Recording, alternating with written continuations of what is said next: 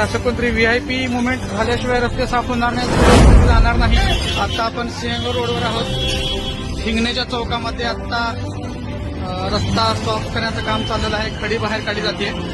याने अनेक दिवसांपासून इथे खडी पडलेली आहे.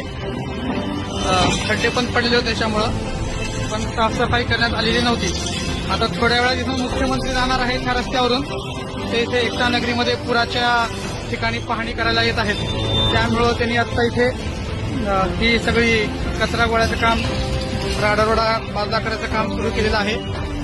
आपण इथे या ठिकाणी बघू शकतो. म्हणजे असं कोणतरी व्हीआयपी मुवमेंट झाल्याशिवाय रस्ते साफ होणार नाहीत, खडी उचलली जाणार नाही, असं एकंदरीत ह्यावरून लक्षात येतं. इथे महापालिकेचे अधिकारी आहेत, ठेकेदार आहेत आणि हे काम आता दिवसा चालू आहे. 12 वाजले जवळपास आता. तर इथे त्याच्यामुळे ट्रॅफिक जाम झालेली आहे. पुन्हा हिंगणे चौकापासून ते हिंगणे संतोषवाल चौकाच्या मागेपर्यंत ही सगळी वाहतूक कोंडी झालेली आहे.